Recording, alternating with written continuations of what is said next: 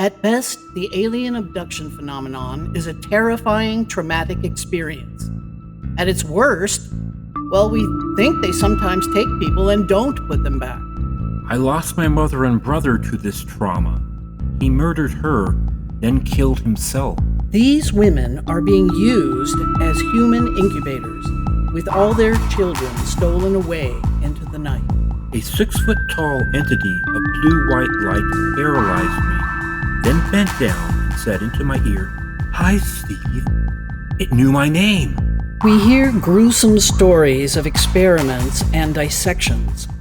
Imagine dying on a metal table while paralyzed, surrounded by alien faces. It's a real horror story.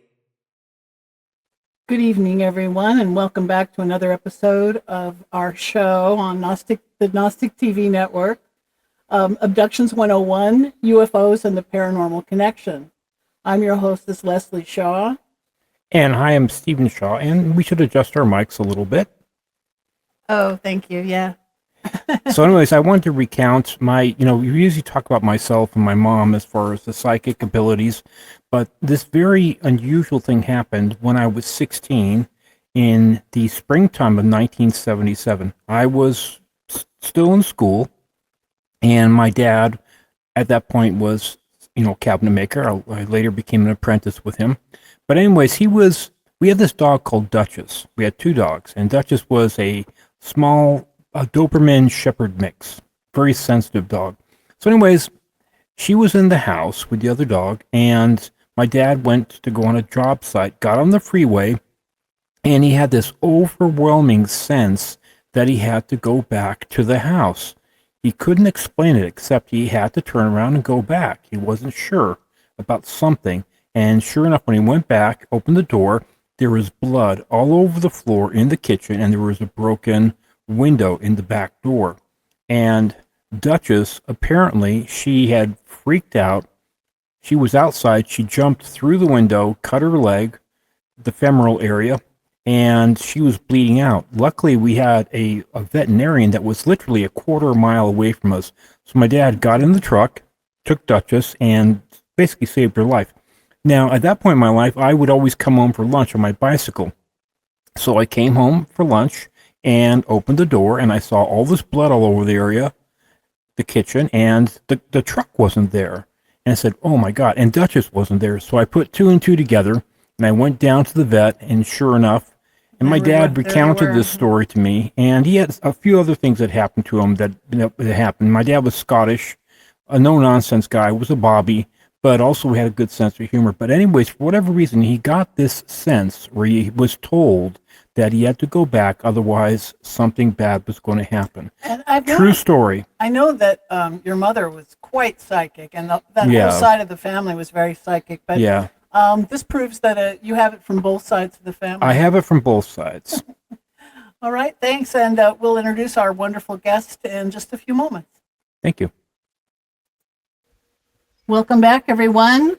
We're going to introduce our wonderful guest for tonight. It's Shane Jones.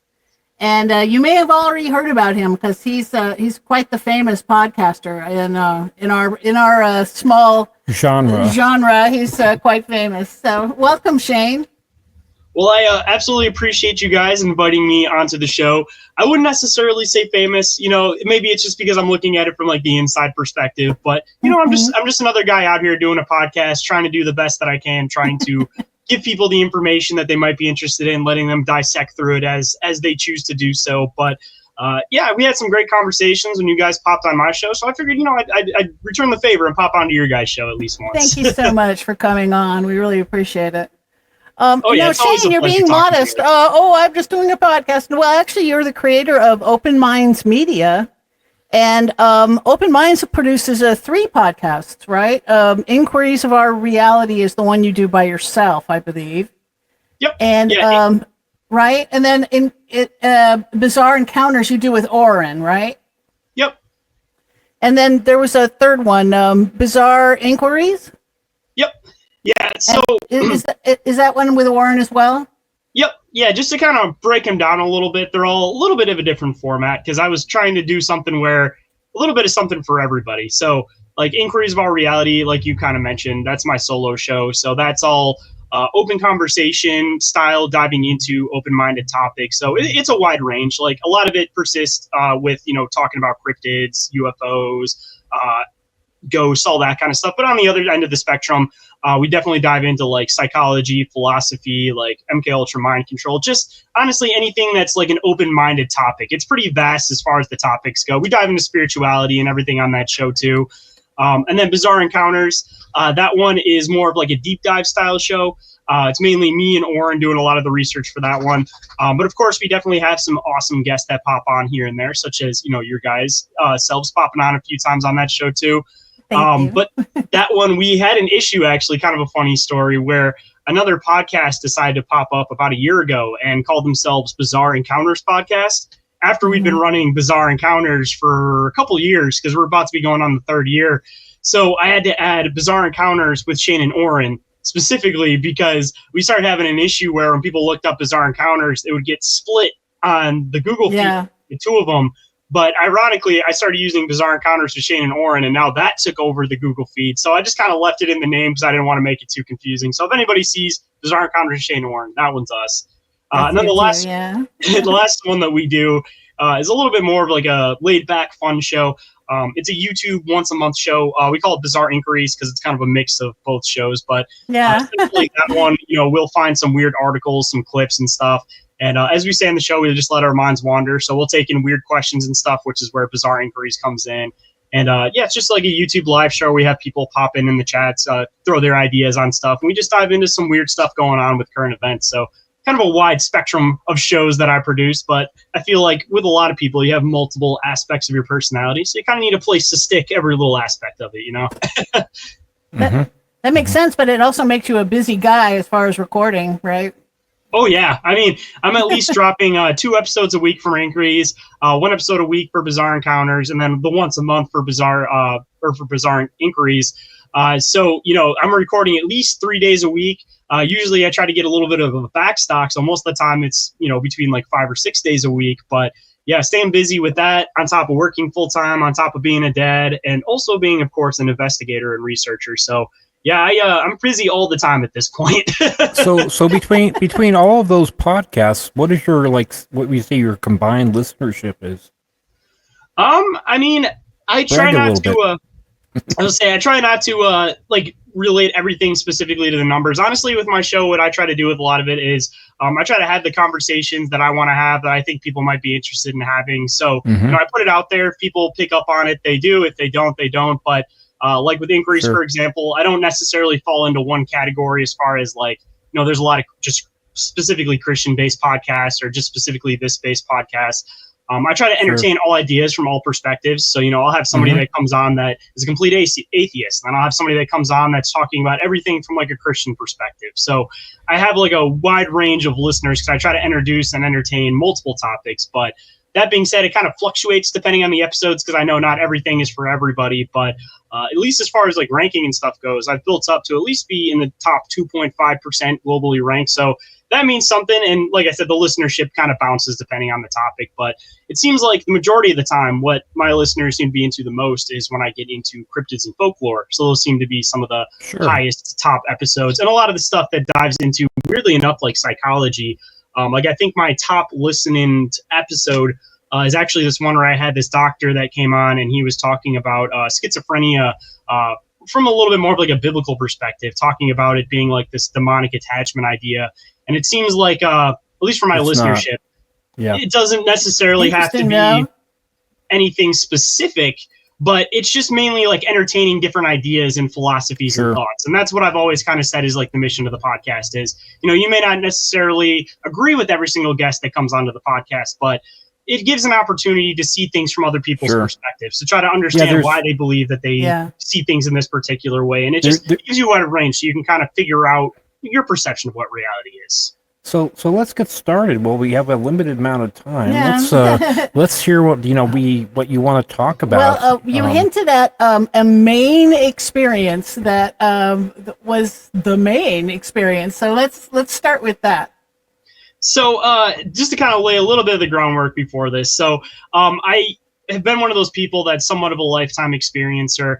I grew up, of course, with my grandma being 100% Cherokee, telling me stories about Sasquatch and all these different other Cherokee folklore stories. And then on top of that, I also had these astral travel and sleep paralysis experiences that I didn't really know where to place, but they went back like as far as I could possibly remember. So I kind of grew up with this knowing that there was this other thing that's on the other side. And it was just a matter of like when I came into the age where I really wanted to start taking the time to really understand it. So kind of laying the groundwork with that. I got to a point where I was like, I think I was about 19 at the time, and I wanted to get into paranormal investigating and urban exploring. And for anybody that's not familiar with what that is, it's basically like exploring abandoned buildings. And people have their different philosophies behind it. You have the people that will destroy places, they'll graffiti up places, and then you have people that just want to see the buildings, and then you have the people that are like paranormal investigators. They're trying to see something weird with these places. So a little bit of a mix of both of those. So my girlfriend is a photographer. And of course, I'm into all the paranormal stuff. And at this time, I didn't really know all the specific rules on like what you're supposed to do for an investigation, anything like that. I was just kind of figuring it out as I go. So I convinced her to go to start urban exploring with me for the sake of taking pictures, and I'm doing it for my end. So there's a lot of backstory to this place, but the main place that we started exploring was this place called Northville Psychiatric Hospital that's in Northville, Michigan, which is a mile or two away from Detroit. So it's basically like the Detroit area. But this place isn't just one single hospital building. It's like a full campus. They have, gyms on this place. They have dorms. They have a chapel. They have all these different buildings on it. So we just figured a little bit more bang for your buck. It's not just one building. It's like a whole campus you can explore. So we started checking this place out. We started coming to this place semi-regularly. And one of the first times that we went here, being an urban explorer, you just find some cool stuff. And you're like, hey, I want to take that home with me. That seems like it would be pretty cool in my room. So, being a generic teenager, I found a no smoking sign. So, of course, you got to take one of those here and there. But the other thing was the thing that was a little bit more problematic. The other thing that I happened to find in this office, in this abandoned building, was this little tiki head. And the best way to describe it was that it looked like it was made out of foam and it was crudely painted. So my best guess on what it potentially could have been was possibly something that was made by a patient at one point. Maybe during arts and crafts, because it almost kind of seemed like an alternative to like wood whittling or something. Like, you give them this piece of foam, they can't really hurt anybody, they can't hurt themselves, they can kind of tear away and pick at it and, basically create something with it. So that's what my assumption was. Right. So I took this thing home thinking that, this thing's pretty cool. So get home later on that night and just kind of lay down what the layout of this house is. So you walk in the front door and you go directly up the stairs right there. And then there's the front room and then the kitchen right behind it. But it has the two doorways on either side, so it's kind of like a wraparound kitchen front room area. So we get home, we go and drop our bags off upstairs. We come back downstairs, and we're about to go get a snack. I'm standing at the base of the stairs, and my girlfriend goes to walk into the kitchen. And as she goes to walk into the kitchen, we both see this dark figure that's, for best description, it's a shadow person. Like, the darker than dark shape of a person sitting there when it's already pitch black. So it's darker than dark. And I'm staring directly at this thing. She's staring at it. And she does that thing where you kind of have that moment of fear where you just beeline straight past it and you don't really like acknowledge it because you're just on autopilot. And she looks directly in front of this thing, loops around the kitchen, and looks at me and goes, "You saw that, right?" I'm like, "Yeah, I definitely saw that." So it connects on a little bit later on that night that I'm a bit of a night owl, so I stay up late. I watch TV and stuff. She goes to bed early. She's always kind of been like that. And she ends up going to bed early this night. And I'm sitting up, I'm watching TV. And next thing I hear in the hallway is these like footsteps going down the hallway. And then I hear this loud boom, and then boom, boom, boom, boom, boom. It sounds like somebody got pushed down the stairs. And my girlfriend springs up as soon as that happens. And she was like, "Whoa, what just happened?" I'm like, "Well, I just heard, it sounded like somebody just got pushed down the stairs." And she goes, "That was weird. In my dream, I just got pushed down the stairs." So my girlfriend had no idea about anything with astral travel, astral projection, any of this. So I ended up having to explain it to her that night and give her like my full background of all my experiences as a kid and everything, just trying to lay some context for her. And I basically tell her that I think it's related to this tiki head, that we angered something by taking it home, and we got to make sure that we get rid of this thing.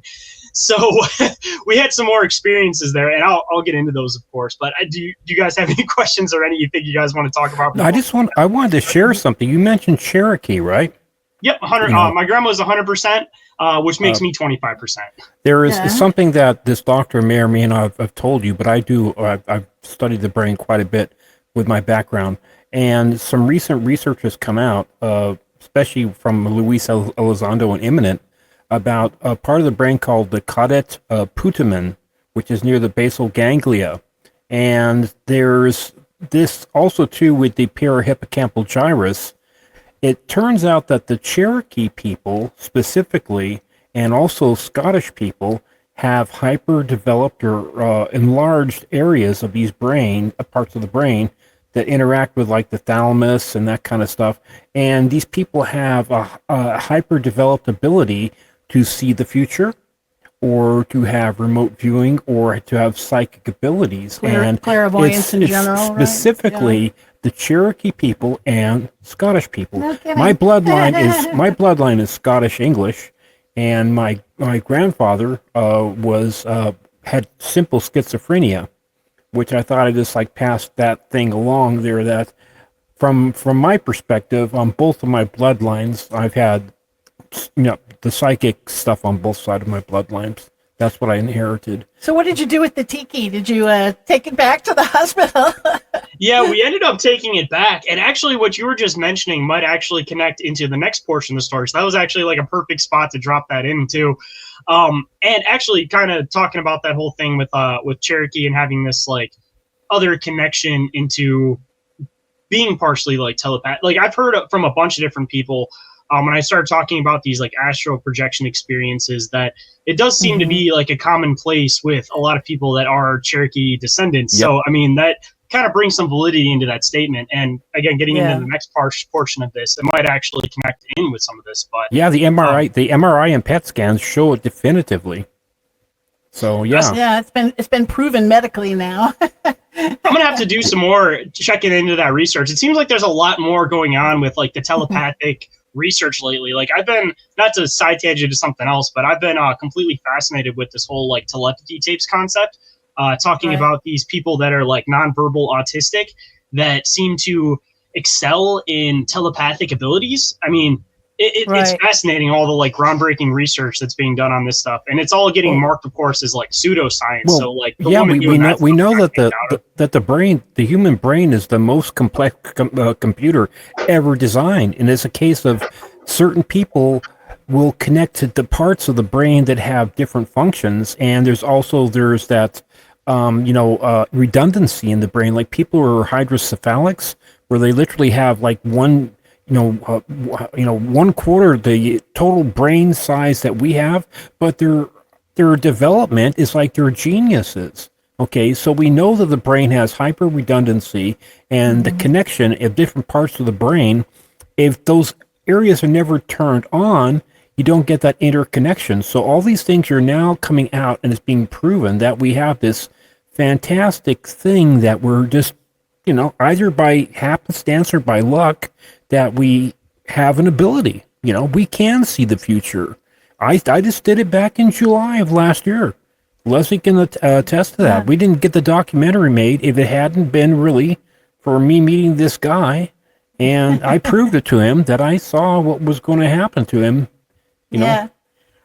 So this dark figure, do you think he's kind of attached himself to you particularly, and has been with you, sort of attached to you for your life? Mm-hmm. Not this one in particular. After I had brought back the tiki head, I didn't really have any more experiences with this one in particular, but growing up having like my weird experiences and everything, I always had this one that had these like glowing green eyes that I've kind of seen in different periods of my life. So I have had these experiences with these attachments with these shadow people, and I've always kind of wondered if seems to be a correlation between people that do astral travel, or even if they unintentionally do this type of stuff, that there seems to be this interest in you from like these shadow people.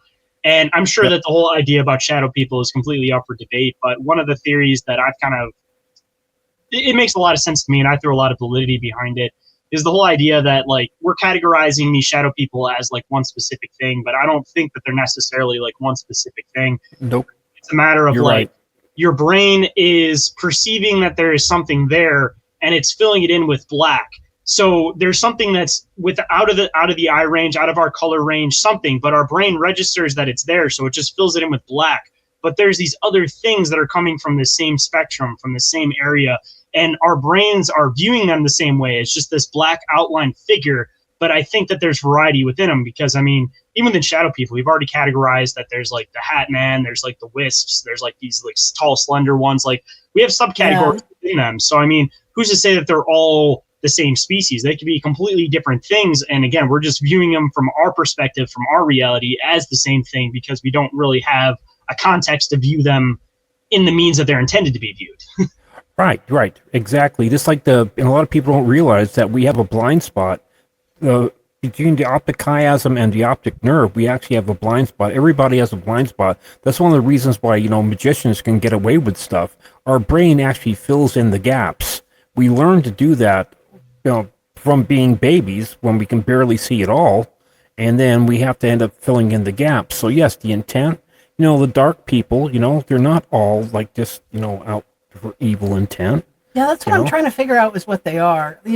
Like hauntings, most of the time hauntings seem to be ghosts of our dearly departed loved ones, friends and loved ones who have died, or even animals. Or people who've died like many, many centuries ago that are just sort of stuck in a place, you know what I mean? But then we have these sort of demonic entities that are much scarier. They tend to exude this malevolent, evil feeling. They sometimes scratch people, and it's always in like scratches of threes, almost like it's more like a claw than a hand. Or knocking 3 times behind your head, like with me. Yeah, and the black-eyed children that are always supposed to feel quite malevolent and, evil, for lack of a better word, evil. I'm trying to think, what are those compared to the hauntings? And then, of course, there's Stephen's phenomenon where the blackouts periods during an incident. It's like the signature for the abduction phenomenon. That was my brother and my uncle and myself. It's like it's something that's like we know from the previous show that it's been for 4 generations at least on 4 different family bloodlines. And I wouldn't call it necessarily malevolent, but they don't refer to even the aliens. Even in alien abductions, people don't refer to the aliens as malevolent or evil or demonic or whatever. That seems to be more of these. Seems to be a different thing. Yeah, these kind of dark entities that haunt people or attach themselves to people or whatever they're doing.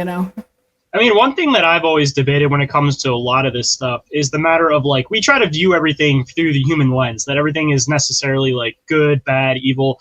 But I don't think everything necessarily functions that way. Like, I think that there's a lot of things that are gray area where it's all just a matter of, like, perspective. Because, prime example, with a lot of, like, UFO abduction experiences, like Betty and Barney Hill being a prime example. One of them had a great experience. The other one had an awful experience. They both had theoretically the same abduction experience. Like, who knows what happened to them, the specifics of when they were actually on the ship and everything. But it's a matter of context. Like, if you go into something and you're going to be scared of it, then of course it's going to reflect that way. But on the vice versa, if you go into something and you're a lot more open about the idea, then you're going to be a lot less scared of what the concept is behind it. But even going into these like more demonic type beings, we're looking at them like they're completely evil from like the human perspective. But them from their perspective, I don't think they're necessarily viewing what they think is evil. But some of these things might just be a matter of like cause and effect, that they just do things for not necessarily a reason that we can explain. Like, maybe there is some grand quantum purpose to all this stuff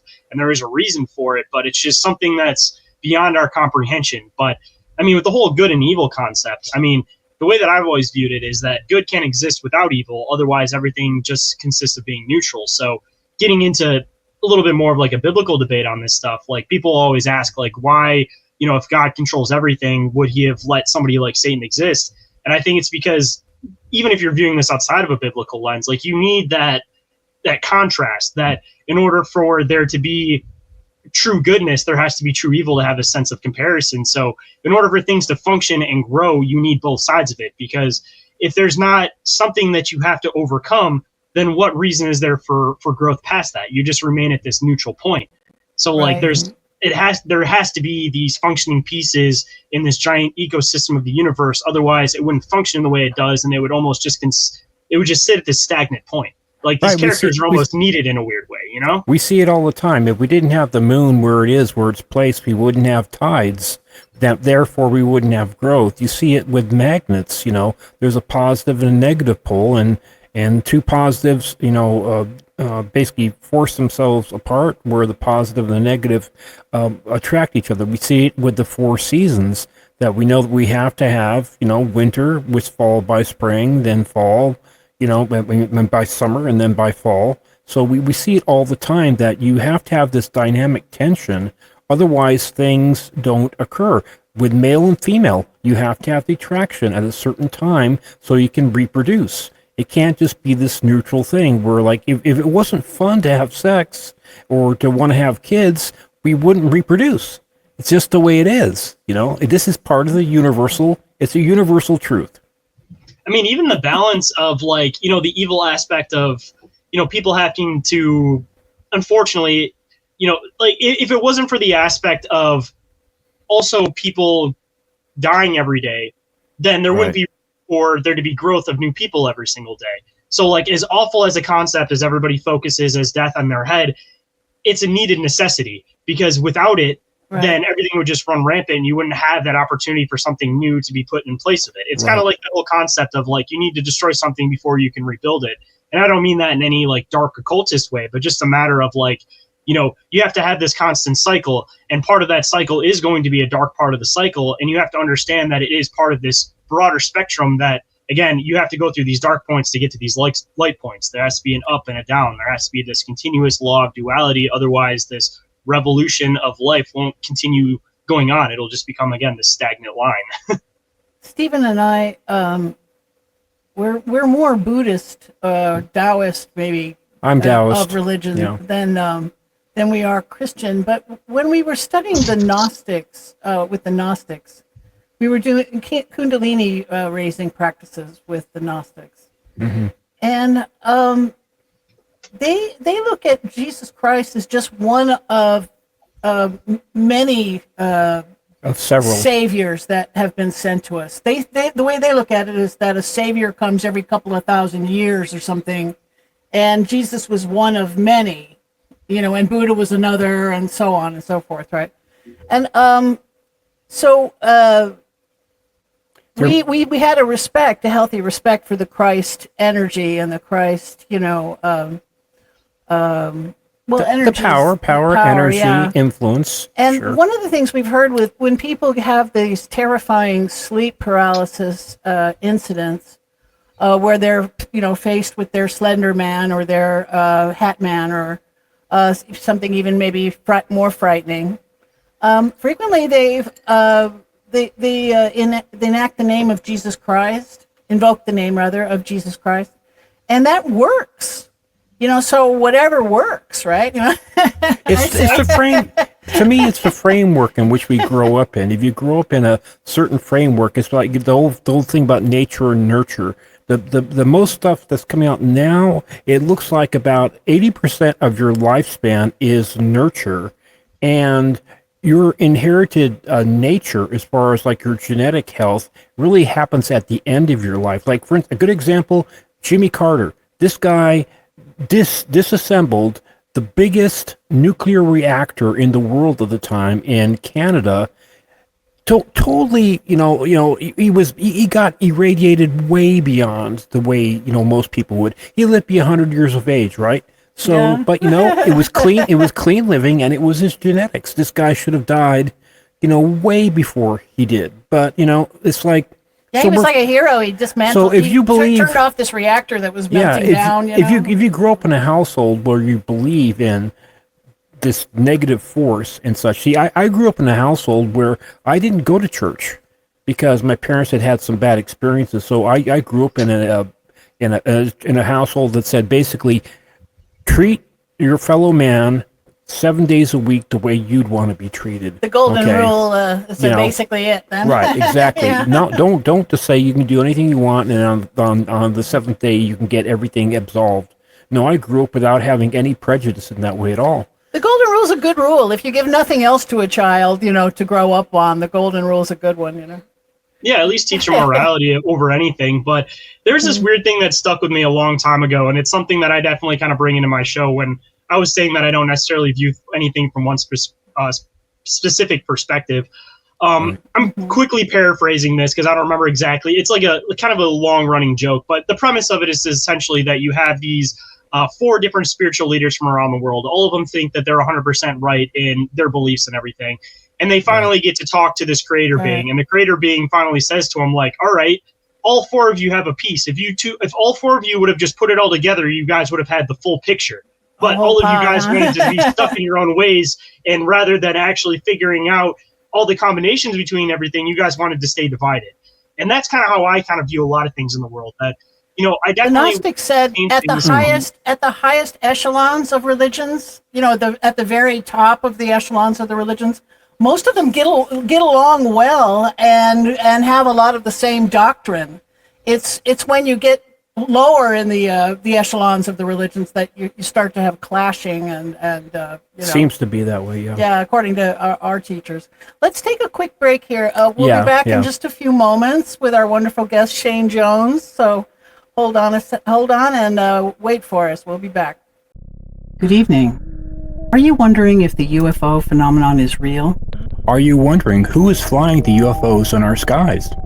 Are you wondering if aliens are really abducting people? Then you need to read this book. The book is titled Who They Are and What They're Up To. Find out the true identity of the aliens. Learn a very brief history of the UFO cover-up. Find out where the aliens are hiding. Find out why our government is in league with them. Learn about their bizarre hybrid breeding program. Find out why their technology is 13,000 years ahead of ours. The reference section of this book alone is worth the price. Again, that was Who They Are and What They're Up To by Leslie and Stephen Shaw. Now available on Amazon and coming soon in the Spanish and Czech languages. And soon to be in English and Spanish audiobook. With a new foreword by fellow author and abductee Karen Wilkinson. Again, that was Who They Are and What They're Up To by Leslie and Stephen Shaw, now available on Amazon. And we're back. Are you still there, Shane? Yeah, of course I'm still here. Okay. Good. I'm glad we didn't lose you during the break. But yeah, so the 3 shamans walk into a pub. No, that's kidding. But I mean, at least for me, like the more that I've dived into a lot of these old folklore stories, a lot of these old religions, a lot of these old different perspectives, like for me at least, maybe it's just the lens that I'm viewing it through, but it seems like a lot of it is they're talking about the same stories, but just from different viewpoints and perspectives. So I've always tried to piece things together from that broader perspective of the same way I do my research. You read 3 different accounts and all of them have different details, but there's this one component that's exactly the same in all 3 of them. That's your good starting point to start researching and go in from. And that's kind of the same viewpoint that I have with a lot of this stuff, that I can't put myself in one camp because I see that it's like universal consciousness, God, like it's clearly all the same character. It's just different names for the same archetypes, Yeah, like it's like it's like the Kurosawa movie Rashomon. There's this one story that happened where there's a death, but there's 4 different perspectives. There's 4 different tellings of it from the different people's perspective. In fact, actually, Star Trek: The Next Generation did a complete ripoff on the same story too. A Rashomon episode, yeah, because it's always interpreted from the eyes of the observer, and the further away you can get, the more objective. And actually, the last telling was the most objective telling. But again, it was filtered through a person that was seeing an event. Right. So it's interesting. I mean, yeah, people will be 100% like, this is exactly what I saw and what happened. But again, even all that stuff is up for debate because people are under, moments of fear, moments of trauma, like all this type of stuff. So their perspective gets persuaded a little bit. Like, prime example, people will see a Sasquatch, and there might be some people that describe this thing as being 10 feet tall with these giant pointed teeth. And they may have only seen something that was 8 foot tall that was maybe showing its teeth. But because they're in that high moment of fear, they added these additional details And then once they retold the story in their head, then it started like they started believing their own perspective of what they saw, and then they get to a point in their own mind where now this is 100% what I saw and nobody can change it. And I'm not debating that you had an experience. It's just, again, these little tiny extra details. And that's the same thing that goes into like religions and everything. Like the broad picture is exactly the same. It's just the little details just from their perspective that are what changes, or names for things, for example, depending on language. I'm particularly interested in this Sasquatch phenomenon as well. I was going to dovetail onto that one. When we were up in Big Bear, July the 4th of last year, we were doing a show, okay, and we were staying at a motel, and we came across this Native American Indian couple, and the fellow, he was really good at making freshwater flies, these really cool flies, right? And so we got talking, looking for the fireworks, and he started saying, we started talking about Bigfoot and Sasquatch.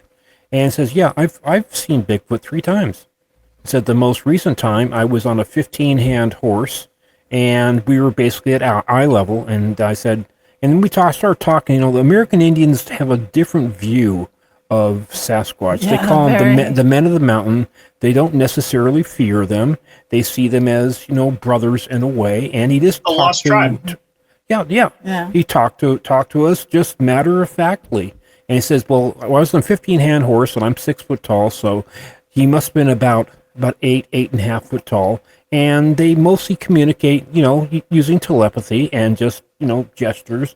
But, it was just like matter of fact. And he's an Athabascan, which, that tribe goes all the way from Alaska down to parts of Arizona. Arizona, yeah. So, yeah, it's a different viewpoint. They don't view Sasquatch in the same fear modality that a lot of people do. Go ahead. Sorry. No, go ahead. Sorry. Well, we think our theory about how the aliens that are flying UFOs in our skies are really a branch of humanity that broke away from us thousands of years ago and live in cities underground. Because it's safer. Yeah, we think that when the Anunnaki were creating humanity 300,000 years ago. Well, uplifting, yes. Mm-hmm. We think that they were also uplifting other creatures too, and because we think the progenitors of Bigfoot could have either been the Gigantopithecus or Australopithecus robustus is another good candidate. Right. And they were alive 300,000 years ago too, at the same time. So we think that not only did they create them at the same time as us, but we think that the people living underground use them regularly as sentries and maybe scouts. They seem to have multiple uses. Yeah, they use them, for surface reconnoitering, yeah. Recon, Sorry. as they call it, yeah. Recon, thank you.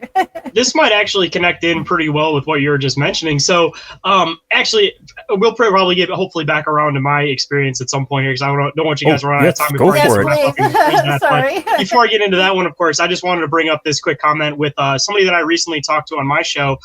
His name's Tom Seawood, and he talks about everything from like the Native American perspective with like Sasquatch and everything, and connecting into kind of what you were saying. And it's just, again, a matter of viewpoint and context. He talks about them as the lost tribe, and basically talks about them as we separated from them, meaning that we were all originally part of one tribe, and then we separated because they had these set of rules that they didn't use fire, they didn't do this, they didn't use tools. And then we broke off and started using fire, which is why we lost our hair, blah, blah, blah, blah, blah. So that's like the Native American perspective on it. But if you're viewing that from the Anunnaki lens, that could still be partially correct if you think about it in the aspect of, if they were creating these centuries and they were creating these Sasquatch beings, and maybe they were a little bit more powerful than what they wanted for that particular purpose, or if they wanted something that was a smaller version of that so it can get into a little bit more nimble places, or if it could be a little bit more of a jack of all trades because it's not big and strong, but it's a little bit smaller, but it can use a little bit more mental power. We're smarter, Yeah, that could possibly fit into that. That, the Native American perspective is that we broke off and started doing our own thing, and that's where these two lines split, and that kind of goes into what a lot of people think with like the the missing link concept, but maybe looking at it from a different perspective, it was a matter of these guys did come first, and we were a subsection like the natives believed. The only difference was there's some genetic tampering that was done by the Anunnaki that caused that. Yes. And it's funny because remember, well, nobody remembers this, but in the when Darwin came out with his book, the church was all a flutter as far as, oh no, we didn't come from monkeys and apes. God created us, and so they had this battle going back and forth. But ironically, both things are kind of true if you look at the Sumerian version of this, right? Because we were evolving along like normal until we became Homo erectus. Homo erectus. Then the Anunnaki came along, these gods, and uplifted us into Homo sapien, thereby creating man. So both stories are true. Evolution is right, but also the church's version where a god came along and created man.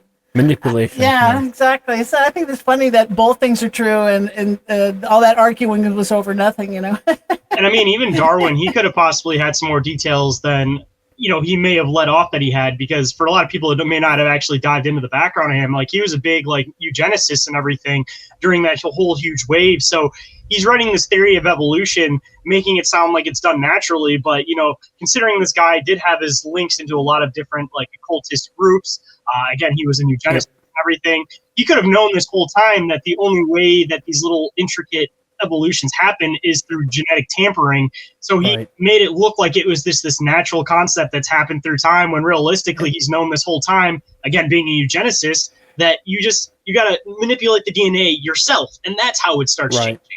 In fact, people forget that in the 20s and the 30s there was this big movement in Germany, especially eugenics, uplifting, like for instance the Aryan race and other things, to again manipulate the DNA to make the master race, or different improvements upon the human genome. And this was, eugenics is a real thing. It was a real thing. It was a big movement. I think Darwin, at the end of his life, refuted some of his work in The Origin of the Man, I believe, too. Say the eugenics concept goes back farther. Like, everybody thinks that it was with the Nazis during World War II, but it actually goes back to America. Because it actually goes back to, he said he was inspired by American eugenists, and a lot of people may not realize this, but this goes back to the 1700s, because this is kind of a touchy topic, but the origin of the whole eugenics concept came with slavery, because they started trying to say, all right, this person is exceedingly strong, this person's exceedingly strong, let's make them have a kid together. So the origin of all of this was actually the slave trade in the Americas, and that built into this whole idea. And then once World War II happened, of course, we want to deny all blame for that, and we push it over to say it was all Hitler's idea. But you go back into it, and he said he was inspired by American eugenics. So that was all an American movement to begin with. That actually goes back to 1700s. Yeah, and, the funny thing is too, they found too with early dissections and anatomy dissections, that there is a muscle, I think it's called the pyramidalis or something like that, that's in around the gastrocnemius, or the calf muscle in black people, African Americans, that they have an extra muscle. Okay, that's generally fast twitch, that gives them an advantage over Caucasians and other races, as far as in different types of, sprinting especially, and also in endurance. So there's actually, and also the, for instance, the Asian knee is designed differently than the Caucasian knee. So each race has got its differences that are actually, when you have an extra muscle, that makes a big difference. And this is a proven fact. So yeah, I could see where there would be tampering around with stuff back around that. That actually makes sense. Yeah, let's segue back to your experience. Yeah, let's go back to your experience. Yeah. Let's segue back to your experience. I want to get the rest of that story, please. So just to bring this part back up before I get into it, you were mentioning the connection with Cherokee and telepathic abilities and everything. So just to lay that back into the mindset here. So I don't know if this part plays an aspect in the main experience I had at Northville, but I always tell this part because it may be a part of it. So being in the Detroit, Michigan area, we're not an area that's vastly wooded or anything. There's not these big animals that you typically see in the woods in this area. So one of the days that we were there, we're up in, I think, like the 3rd floor, and we were peeking over into the back lot of the building. And just a little fun side story for people. Have you ever heard of the movie It Follows? No. I don't think Okay, so. so for anybody that may be familiar, it's a horror movie that came out around 2012. But the premise is they there's this thing that like follows you, but it gets passed on by having relations with somebody. But anyways, there's a part where the main girl gets the thing passed on to her, and they're having relations in this car in this abandoned lot. That's the exact lot that I was in. That's Northville Psychiatric Hospital, for anybody that's seen that movie. So I'm looking into that back lot where that wooded area is, and this cougar walks out. And it's like a full-size, not melanistic or anything, just a normal standard cougar. And it looks directly up at us, and then it links back into the woods, which I thought that was super weird that, one, it looked up at us, and two, this is not an area that's known for having animals like this. So I'm like, all right. This is Michigan? Detroit, Yeah, like right? up in the UP, maybe you might see some cougars, maybe northern Michigan, I didn't but know not they went near that Detroit far area. north. Yeah.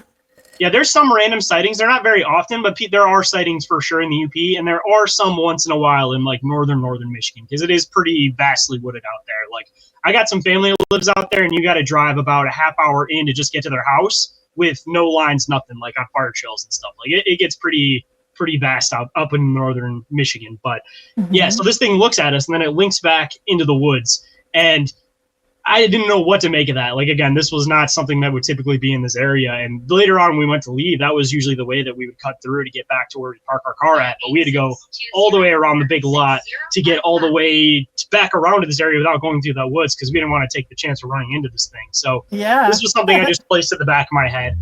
And going back to Northville, like, we would go to this place so much that we got this entire place like completely mapped out. We got to a point where I wouldn't say we were like bored of it, but we just wanted to see something new. So underneath Northville, there's these things called the Northville tunnels, and they connect all through the city. They used to be access points, and they also used to use them at Northville for moving patients between buildings and everything. So it was just one of those things that we never really went in there, because it's just miles and miles of underground tunnels. And if you get lost underneath there, or you don't have your light, like, you're feeling your way all the way back on the wall. So you're just kind of have to deal with that situation. So we didn't want to take that chance. So one day we decided, maybe we'll go into the tunnels just a little bit. We won't go too far in, but we'll go and check it out. So this building, keep in mind, there's a bunch of different doors that are like welded shut and everything. So you kind of have to know how to get through stuff. It's not as simple as just navigating through a building that's completely open. Like, there's doors that are welded shut, hallways that are welded shut, brick shut. So you kind of have to know your way around this place. So I knew that there was this one access point that we could get down into the basement, and the basement led into the Northville tunnels. And I figured that'd be the safest way to get into it, because all the other access points were like drop tunnels that would go into the ground, and there was these really like rickety looking ladders going down, and I didn't want to take the chance of like a ring breaking and not being able to get back up. So I was like, all right, we can just walk directly in. And you don't have to rappel down or something. Exactly. So we go down the staircase, and there's this wall to my right, and there's like bricks removed from it, but it looks like it's professionally done, not like some urban explorer just knocked the wall down. It looks like it was purposely removed at some point. So I walk down the stairs, and I turn into that room to go and check it out. I know the entrance to the tunnels. I think there's one in that room, and then there's one that's on the back wall. So I turn into this room, and as I turn into this room, I have me, my girlfriend, and then her friend with us. And I turn, and then I hear this disembodied voice to my right side, and it just says, "Run," in my ear. And as I hear that, I look forward, and there's this like metal hospital cart, like the like the Gerties that they push in like the hallways. Yeah. And this thing goes to stand up, and it's this tall, lanky, decaying looking colored thing. It's like got this bluish gray skin tone. It's not shaped like a normal person. It's like tall, lanky, extra skinny, and it's got this long, black, greasy looking hair on the top of its head. This thing goes to stand up, and as this thing's standing up, I just take off, and I take my girlfriend with me and her friend. And as we're taking off, I didn't tell them what I saw, because I'm just trying to get them out of the building, because like I said, I know that there's certain ways you have to go through, and I don't want them to freak out and split off from me. Like, I just wanted them to follow me, so I was giving them minimal details at the time. So as we're leaving the building, we have to pass out through the morgue and everything. My girlfriend's taking pictures behind her because she's a photographer. And we end up capturing this picture of this thing. And this is where it gets kind of weird. The thing that I saw was 100% like physical. Like, it wasn't an apparition, nothing. But the picture that she had taken, is exactly what I saw, but it looks transparent, almost like it's like an apparition. And I didn't know what to do with this information. Like, this is inevitably what ended up leading me into starting up my podcast and everything. But when I first started out my show, like, I didn't know where to place this experience. I didn't talk about this experience for at least like a couple months to a year into my show, just because I didn't know where to place it or what to do with it. So I started researching this stuff myself, and I started coming up to basically the definitions that would go back to like the Wendigo. But, you know, I'd look up the picture and you'd get this deer-headed, antlered thing. So I started kind of splitting up some of the folklore a little bit because, you know, I found like pale crawlers, rakes, all these things. And they seemed like they were close, but not exactly what I had seen or experienced. But when I looked up the Wendigo, the definition fit, but the image didn't fit. So then I started didn't have horns, right? Exactly. Your vision. So I started like splitting it up and started looking into like the old stories of Native Americans describing these Wendigo type beings. And Wendigo is specifically for one tribe, but this concept exceeds to a bunch of different tribes, and they just have different names for it, like such as the Wachuge, for example. I did a 3-part episode on it at one point for Bizarre Encounters. If anybody wants to go and check that out, kind of dividing it up between all the different groups. But what I come to with the native depiction of these things is that they're described more zombie-like. They're these decrepit, lanky, decaying, flesh-toned looking beings. And the whole idea of what we think in the modern day is the Wendigo isn't what the natives were describing. So I started kind of dividing up. It's like evolved, you know, sort of evolved over time, right? Exactly. So what I started to try to figure out is where this kind of divide started happening. And what I had kind of noticed was that when all of the settlers started coming across and kind of retelling some of these stories, that's when this modern image of what we know as the Wendigo kind of started to pop up. And my best guess and viewpoint on it was that, you know, as the settlers came across the country, they would take these sacred sites of the natives and they would call it like the devil's teapot, the devil's this, the devil's that. And they'd put these like paganistic, demonic like connotations on these spiritual things that the natives were describing. And that was my assumption on what basically had happened to the image of the Wendigo, was that once the settlers started coming through, they started putting their paganistic views on what the Wendigos were describing. So they started adding, you know, the skull, the deer head. And the deer head usually comes from like the native depiction of how they described a lot of other things, because like the like Krampus, you know, the old Krampus creature, you know, supposed to have deer horns. There's some from there's one from Wales. I can't remember the name of it. Where it's a deer-headed man that walks around and goes to your house, and then you have to, you know, there's some sort of myth where you have to tell him a story or whatever, and if he's happy, that's good. I mean, it might be a matter of context. That's kind of what I'd have, because like the natives would always talk about like the Utena, for example, and it'd be this antlered serpent, but if they're used to seeing everything antlered because they're looking at it from the perspective of North America, where you have all these different animals that mainly have antlers, they just call universally everything antlered. So I think it was a matter of language and retelling of stories through telephone that they added the whole antler deer look because of all the other Native American stuff, but they also added that in partially because it connects in with their views of like paganism from Europe. And they started retelling these stories, and it basically just took on this telephone folklore aspect of its own. And I think that these things are out there. We're just calling them something else because we've disconnected so far from what the natives were talking about when they're talking about these creatures. And I think a lot of what the depictions of what people are calling pale crawlers and rakes are actually just a renaming of what the natives were calling Wendigos, because now we think the Wendigo is this, so we needed a new name for these creatures that we're seeing. So we renamed the Wendigo rakes and pale crawlers, and it just totally got mixed up in telephone along the way. But that's kind of like the premise that I came to with my research in this, and connecting all these pieces. I had a lot of fun in the process of it. So it eventually led to my podcast. Yes, it's our preconceived notions that paint the pictures of what we're expecting to see, and that influences what we actually do see versus what actually does happen. You know, we should take our second break now, Leslie, right? Okay. All right. We'll be back in just a few moments, everyone. Leslie, you're kidding me. What? Our merchandise store is up? Of course, my darling. All of our amazing concepts of shirts, mugs, and bumper stickers are ready to go. No way.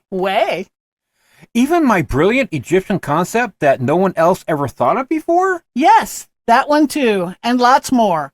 all at our new store at etsy.com/shop/abductions101. Wow. I want a shirt and a mug and...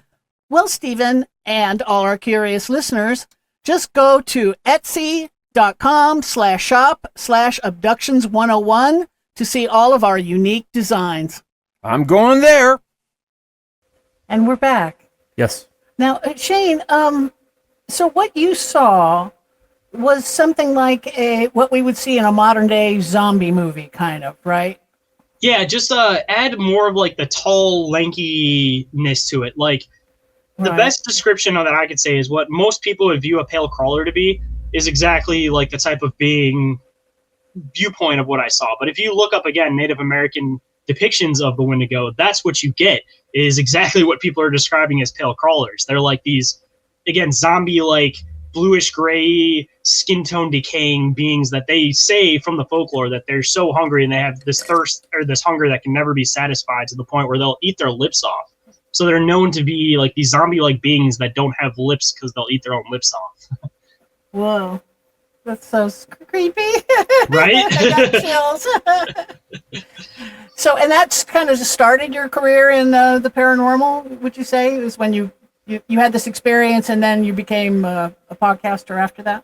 Yeah, because it kind of built up to it, where I was having all these weird experiences growing up. I didn't really know what to do with it. It was mainly a collecting of a bunch of different information and scattered information. Like, I've always called myself a jack of all trades, and as you've kind of seen from this conversation, I can go in a million different directions. You asked me to come on a show and talk about one thing specifically, and I'm like, I don't know what to talk about. But as soon as you get me talking, I can go in a million different directions. So it was kind of like this messing of, you know, I was diving into philosophy, I was diving into psychology, the supernatural, cryptids, UFOs, and then all of it kind of came to this point where I had my own experience, and then it all became like full real world to me, because even the astral travel experiences and everything, like if you're somebody that isn't doing it purposefully, like you question your own experiences going through this stuff. Like, you know, was I actually going through this? Like, is there another explanation to it? So I'd always kind of question whether or not this was really happening in the back of my head. But once I had this experience, it like set everything in stone that things aren't exactly as they appear,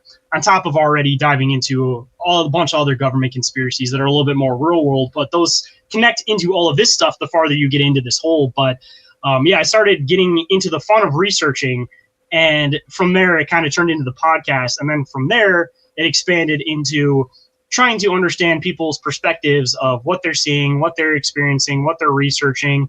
And eventually my show basically just turned into this premise of exactly what the name is, Inquiries of Our Reality. Not just trying to understand one specific topic, but trying to get a broader understanding of our reality that we live in through questioning every possible thing that you could come across, which again goes into... Would you mind sharing some of your early experiences too with us?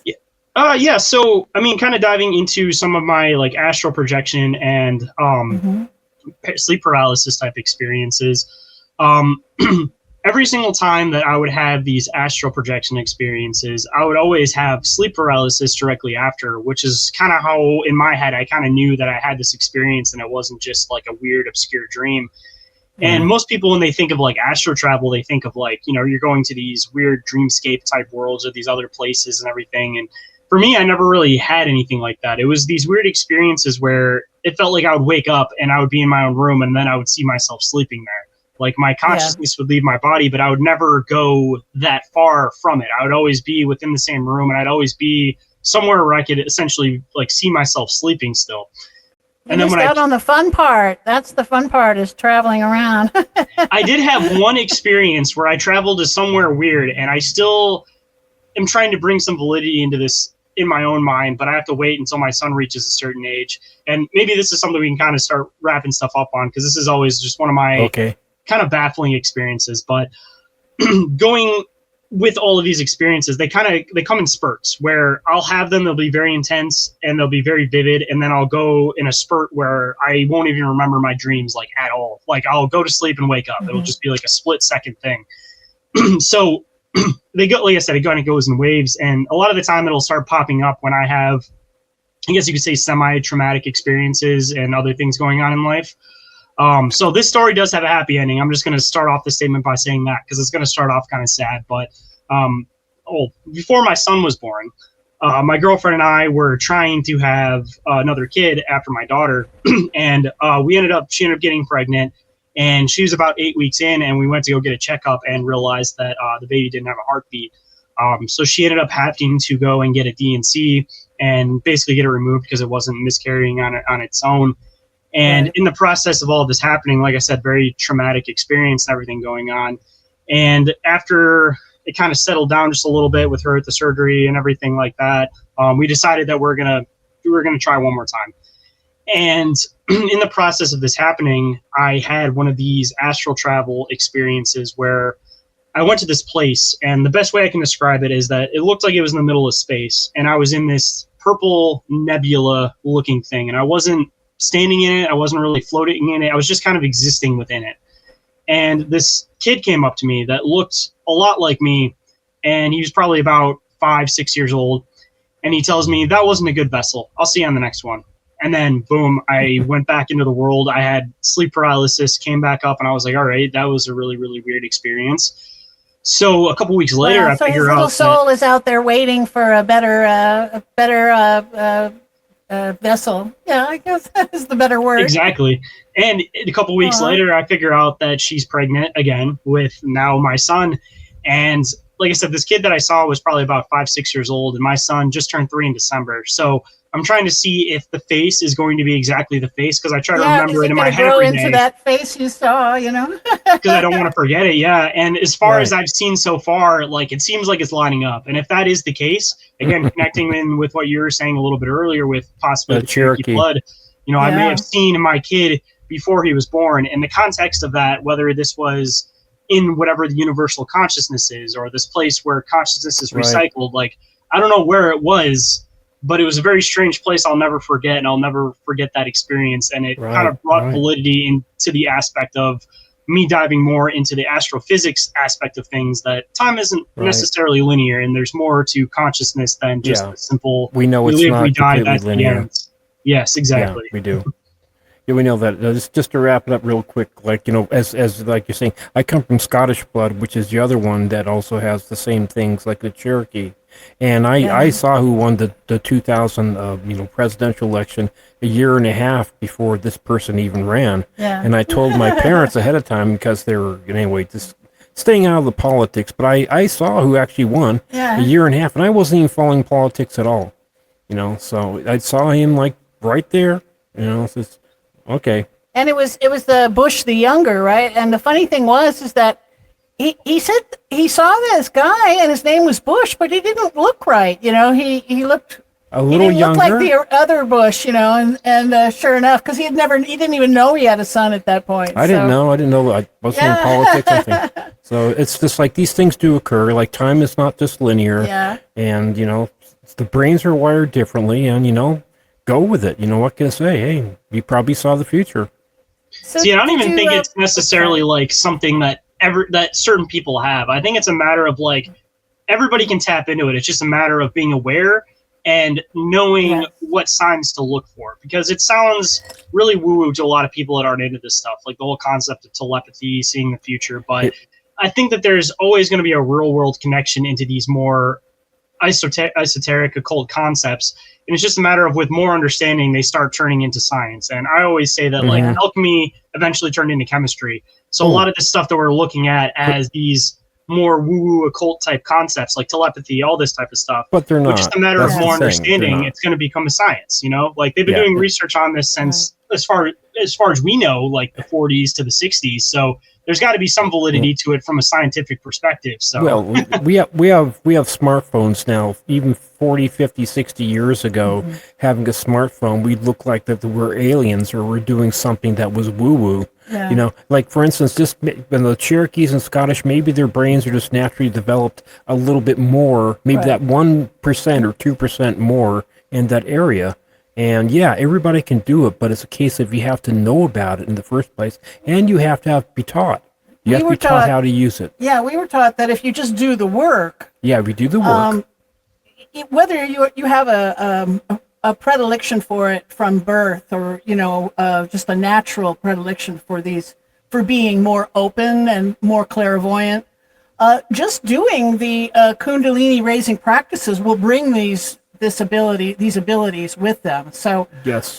it just might take a little longer for the person who's not born, to it as well, maybe. And start young. I mean, some people are more adept to certain things than others too, because Sure. Right. talking to some people, Sure. they communicate with things through like even smell. Like some people are able to sense things from the future or get readings from people off of like different smells and things. So, Right. some people's brains are more attuned to one thing. So, everybody wants to have these clairvoyant visions. Everybody wants to have the auditory thing, but they may not be the case for everybody. Like some people's Right. senses might pick up on like smells. So it might be something weird like, you pick up this weird smell and you're always wondering why you smell it. Then all of a sudden, like a year later, you meet your significant other that you were meant to be with. And then all of a sudden that smell is like, wait, why is that smell so familiar to me? And the average person might just kind of throw that off and not do much about it. But, that could be a clairvoyant sense that you just weren't aware of, that you pick up on these smells coming from this other It's a powerful area. trigger because it's the sense of smell is the first of the 12 cranial nerves. It's the very first. It's the most primitive. Yeah, So our cranial nerves. So Shane, do you have anything you'd like to plug? Anything coming up that you'd like to tell our listeners about? As far as the shows and everything, we keep on a pretty steady rotation. I know for Inquiries of Our Reality, I have a lot of awesome guests coming up in the next couple of weeks, diving into a plethora of different topics. So I always keep it pretty vast on that show. So if anybody wants to see all the cool stuff going on with that, you guys can just look up Inquiries of Our Reality on almost anything and you'll probably find me. As far as Bizarre Encounters go, Oren and I have a few different deep dives in the bank. We've been diving into some Michigan stuff on the stuff that I've been researching. And I know that Oren's been diving into a little bit more of the occult stuff lately. So he just did an episode on Coral Castle, and we're going to be diving into some of the dynamics on how, the pyramids and everything could have potentially been built. So got a lot of fun stuff coming up for that. And wonderful. We love the Coral Castle. Yeah, the first time I saw a documentary on that was with my dad in 1979, the Coral Castle. And that, if anybody thinks that, we don't have exceptional abilities, then just see the Coral Castle. That'll change your mind. Yeah, so keep an eye out, audience, for that episode on Shane's. Which one was that? That was going to be on Bizarre Encounters. Bizarre Encounters. Yeah. Wonderful. And then the last one. Thanks. Oops, sorry. And then the last one, if anybody wants to come and check out Bizarre Inquiries, our next live show will be on May 1st on the Open Minds Media YouTube. So just to throw that one in there. Sure. I'm sorry. Great, I didn't mean to step on you there. Well, thank you so much for coming on and being our guest tonight. We really appreciate it. And we'll stay in touch. Yes, usually about a 2-week turnaround, and we'll make sure to send you the links, and we'll splash it all over social media too. Sounds great. I appreciate you guys inviting me to be on the show. It's always a pleasure to talk to you guys, and I like diving into your guys' minds because you guys always have a fascinating perspective on things. And just like me, you guys are a jack of all trades. So getting into a conversation with you guys, and you guys may dive into a lot of the extraterrestrial stuff, but you're always pleasantly surprised at all of the different philosophical and psychological stuff that you guys bring up mid-conversation. So if you hear my accordion music, you'll know that I'm a master of at least one. We're kind of, we wear polka. A lot of hats. It's true. Yeah, it's not polka music either. So. All right, everyone. Well, good night, and take care. Thanks for joining us, everybody.